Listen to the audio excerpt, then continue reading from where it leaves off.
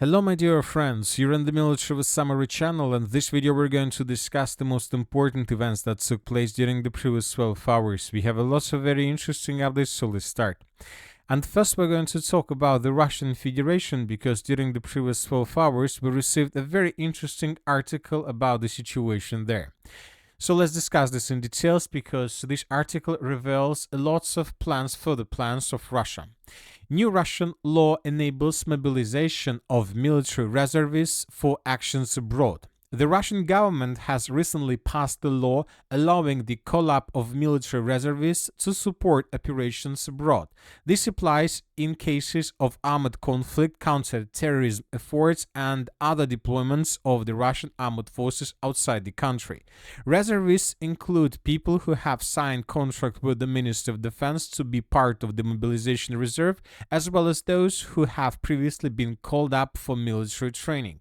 So this is very interesting piece of news. The first thing, once again, this mechanism gives the Russians more flexibility with the mobilization process. And another thing is that Russia currently can mobilize reservists for operations abroad. So what is so interesting in this situation?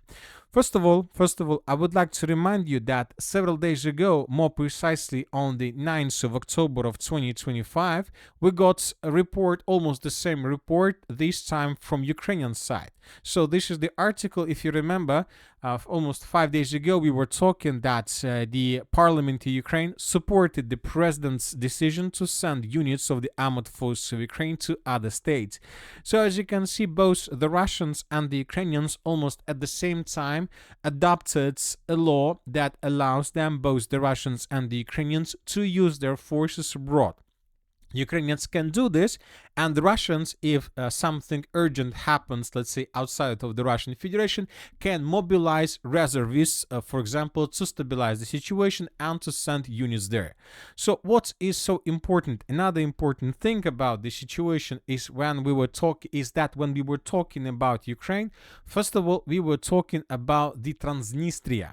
If you remember, we were talking about Transnistria during the parliament and presidential elections on the territory of Moldova, and we had lots of, let's say, speculations, lots of articles and reports that Ukraine and Moldova and Romania and NATO countries are planning to send troops on the territory of Transnistria with the purpose to restore the constitutional integrity of Moldova, which will allow Moldova to join NATO and to join the European Union. So it seems that now both the Russians and the Ukrainians are ready for this scenario. Ukrainians most likely may launch this scenario only in case if Russia continue attacking Ukrainian energy facilities and critical infrastructure. For example, Zelensky stated that Ukraine has problems. After one or two attacks, it will be necessary to import electricity.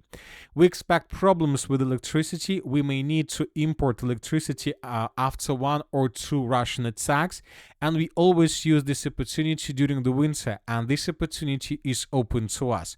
Furthermore, I would like to tell you that during the previous night, the Russians attacked the city of Kharkiv, and during the previous night, lots of explosions were recorded.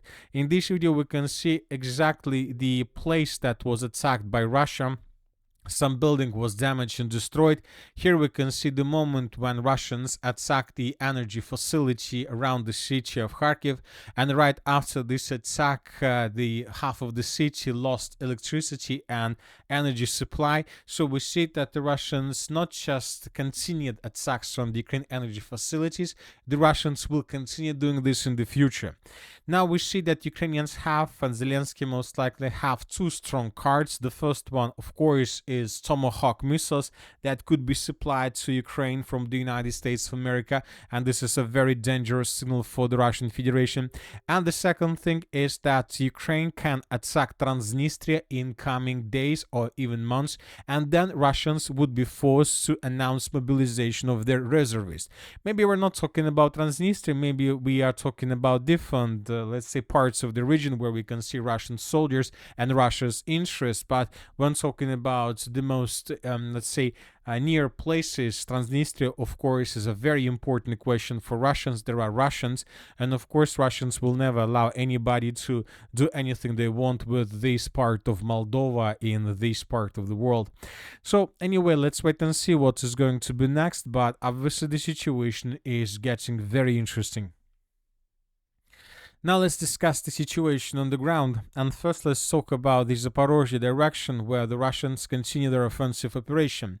During the previous 12 hours, we haven't no changes on the ground were recorded. The only thing we have is several pro-Ukraine mappers adjusted their maps in Russian favor.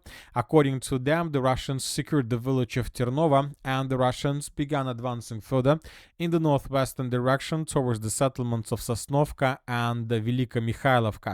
During the day, the Ukrainians were trying to counterattack Russians, to counterattack them in the area of the settlement by the name of Alexeyevka. Ukrainians used tank for these purposes, but the tank was discovered and then the tank was destroyed by Russian fire. So as we discussed, currently Ukraine doesn't have any possibilities to concentrate forces on the bottom to the south of the river of Volcha. Everything that enters this area will be destroyed by Russia immediately. A bit further in the northeastern direction, very heavy clashes are recorded around the settlement of Novopavlovka. Today, several pro-Russian resources reported that the Russians managed to concentrate a critical mass on the Ukrainian side of the river of Volcha on the territory of the settlement of Ivanopolia.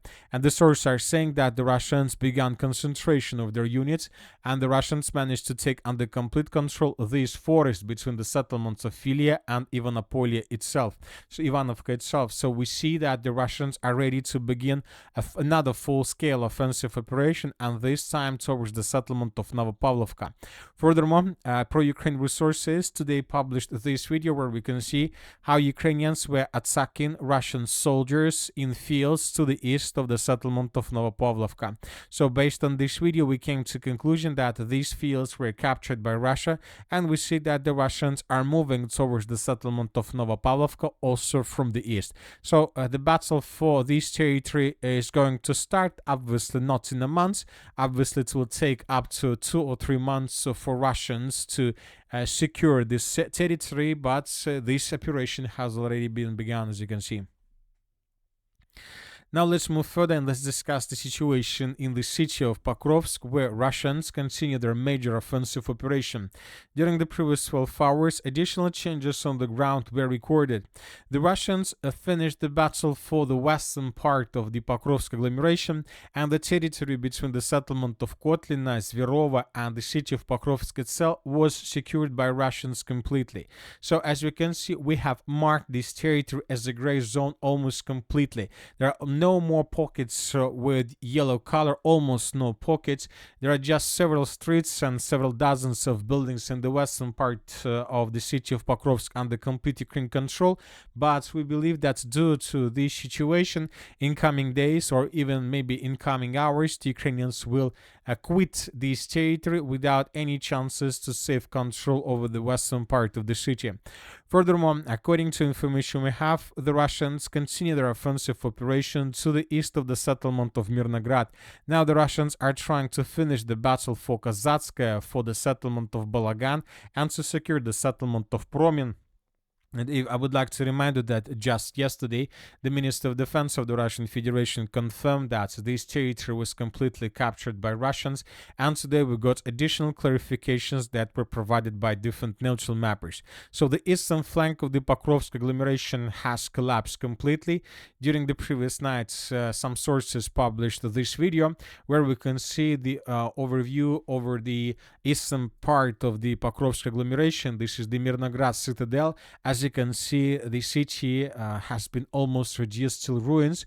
The Russians continue their offensive operation, and most likely in coming days we're going to get additional updates exactly from this territory. Furthermore, according to information we have, the Russians improved their positions significantly in the southern part of the settlement of Rodinska, and it seems that the village of Krasny Liman was also completely captured by the armored forces of the Russian Federation.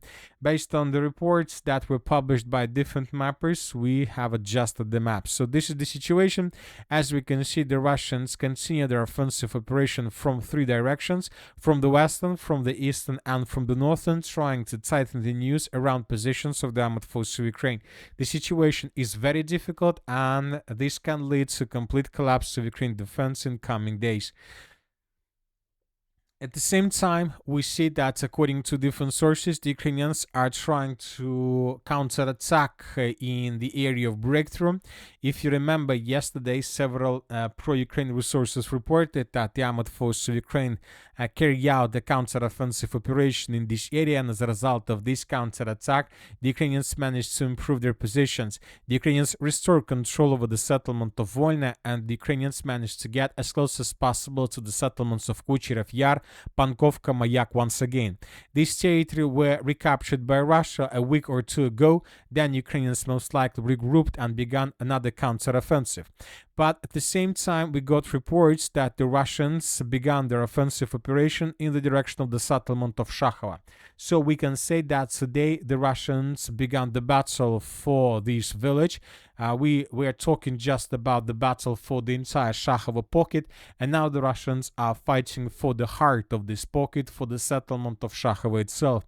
During the previous 12 hours, pro-Ukraine resources published this video where we can see how exactly the Russians were attacking the settlement with vehicles, with infantry fighting vehicles and tanks, how Russians were landing infantry around the settlement.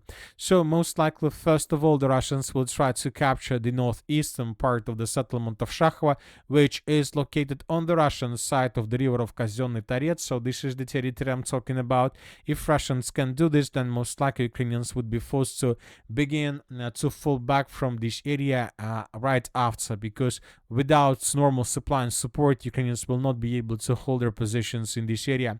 At the same time, the Ukrainians try to counterattack Russians to the northeast of the settlement of Shakhova, most likely with the purpose to unblock supply roads, supply lines, and to give and to create a corridor for a safe evacuation. So there are very heavy clashes, but we see that now Ukrainians are trying to stabilize the situation just one purpose: to give time, to give chances for Ukrainians who are currently in pockets to evacuate with minimal losses. And that's it for the short video. Military Summary channel reminds you to condemn any violence in the world. Thank you for watching. Subscribe to my channel, put your likes, join my Patreon, and have a good day. Bye bye.